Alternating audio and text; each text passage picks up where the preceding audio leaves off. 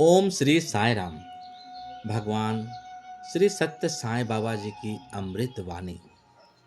स्वामी कहते हैं, सत्संग रखो और शुभ वस्तुएं अपने पास रखो। आप देख सकते हैं कि विदेशों में रहने वाले लोगों में जो श्रद्धा और पवित्र भावनाएं हैं, वे अनेक भारतवासियों में नहीं दिखती। जबकि वे भारत का पवित्र जल पीते हैं, भारत का अन्न खाते हैं और भारत का वायु में सांस लेते हैं। उसी समय मैक्स मूलर ने मन ही मन सोचा, अब मुझे भारत जाने की आवश्यकता नहीं है। मेरा मन अब पवित्र, शुद्ध और स्थिर हो गया है। यदि मैं भारत के ऐसे लोगों के साथ रहूंगा तो मेरे मन की क्या स्थिति होगी, मैं नहीं जानता। कहा गया है, मुझे बताओ तुम्हारा संग कैसा है, मैं बता दूंगा तुम कैसे हो। दुष्ट संग में मनुष्य दुष्ट बनता है और सज्जनों के संग में गुणों को प्राप्त करता है। इसलिए हमें सदैव सत्संग करना चाहिए और अपने आसपास शुभ एवं पवित्र वस्तुएं रखनी चाहिए। आप सोचते हैं कि स्वामी अंगूठियां, घड़ियां या ताबीज आपकी सांसारिक इच्छाओं की पूर्ति के लिए देते हैं। यह एक बहुत बड़ी भूल है। ऐसा कभी मत सोचिए। जब आप इन पवित्र वस्तुओं को धारण करते हैं तो आपके भीतर पवित्र भावनाएं विकसित होती है। ये वे चरण हैं जो भविष्य में आपको एक श्रेष्ठ और सद्गुणी जीवन की ओर ले जाते हैं। इसी कारण वनवास के समय सीता ने भगवान राम से कहा था, राम, आपने सभी राजसी सुख सुविधाओं का त्याग कर वनवासी का वेश धारण किया है। आपको इन सुखों का पूरा अधिकार था, फिर भी आपने स्वेच्छा से उनका त्याग किया है और एक उदात्त जीवन जीने के लिए वन में आए हैं। तब फिर आप अपने साथ धनुष बाण क्यों रखते हैं? यदि आप इन्हें अपने पास रखेंगे तो हिंसा की प्रवृत्तियां विकसित हो सकती है। हम अपने साथ जैसी वस्तुएं रखते हैं वैसी भावनाएं हमारे भीतर विकसित होती है। बच्चे इसे भली भांति जानते हैं। यदि उनके हाथ में कलम हो तो वे कुछ न कुछ लिखने लगते हैं। कभी अपने हाथ पर, कभी दीवार पर। लिखना उनकी आदत बन जाती है। यदि उनके हाथ में चाकू हो तो वे उनसे नाखून काटने लगते हैं या लकड़ी में घुसाने लगते हैं।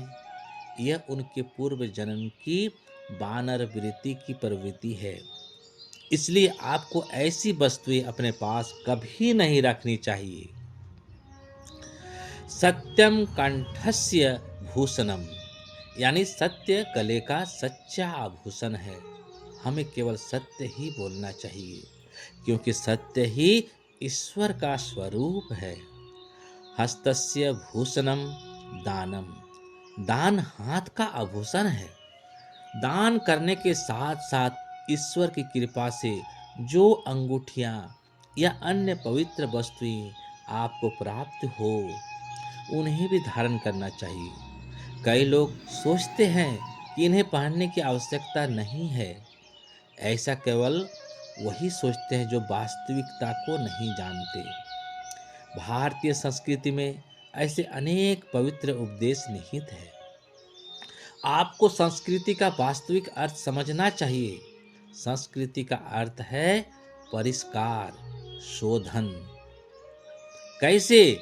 जब धान की फसल पक जाती है तो क्या हम उसे भूसी सहित खा लेते हैं? नहीं।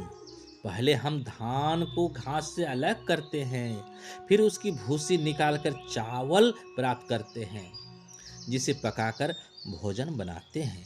परिष्कार का अर्थ है अनावश्यक और अनुपयोगी तत्वों को निकाल देना। धान की एक बोरी का मूल्य 200 रुपये हो सकता है, लेकिन परिष्कार के बाद वही चावल 1000 रुपये मूल्य का हो जाता है। परिष्कार से वस्तु का मूल्य कई गुना बढ़ जाता है। तो परिष्कार का अर्थ क्या है? परिष्कार का अर्थ है बुराइयों को त्यागना और अच्छाइयों को अपनाना, यही जीवन पद्धति यानी वे ऑफ लाइफ कहलाती है। बिना परिष्कार के धन का मूल्य बहुत कम होता है। इसी प्रकार अनेक वस्तुएं हैं। यह एक चांदी की थाली है। यदि चांदी केवल चांदी ही बनी रहे तो उसका उपयोग नहीं हो सकता। जब उसे आग में तपाया जाता है, हथौड़े से पीटा जाता है और ढाल कर थाली बनाई जाती है, तब वो उपयोगी बनती है। यह कपड़ा है। यह कपड़े के रूप में कैसे आया? पहले कपास थी, कपास से सूत बना, सूत से कपड़ा बुना गया, तभी वह हमारे उपयोग के योग्य बना। यही जीवन पद्धति है। परिष्कार का अर्थ है कच्ची अवस्था से उपयोगी वस्तुओं में रूपांतरण। हर चीज के लिए परिष्कार आवश्यक है। जब हम बाहर से घर आते हैं तो घर में प्रवेश से पहले पैर धोते हैं। क्यों? क्योंकि बाहर चलते समय अनेक हानिकारक जीवाणु पैरों से चिपक सकते हैं। इसलिए शुद्धिकरण आवश्यक है। हर कार्य में पवित्रता आवश्यक है। भोजन करने से पहले ब्रह्मार्पणम आपोषणम करते हैं। वे हाथ में जल लेकर भोजन की थाली के चारों ओर छिड़कते हुए मंत्रोच्चारण करते हैं। परनाय नमः, अपानाय नमः, व्यानाय नमः, उदानाय नमः, समानाय नमः। इन प्रकार ये पंच प्राणों की उपासना करते हैं। वे थाली के चारों ओर जल क्यों छिड़कते हैं? यह भी शुद्धिकरण का ही एक रूप है।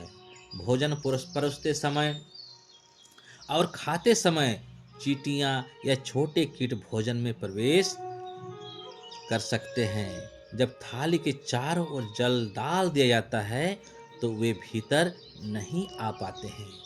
आप देख सकते हैं कि भारतीय संस्कृति ने छोटे छोटे विषयों के लिए भी कितने उपयुक्त समाधान दिए हैं। इस संस्कृति में एक भी शब्द निरर्थक नहीं है।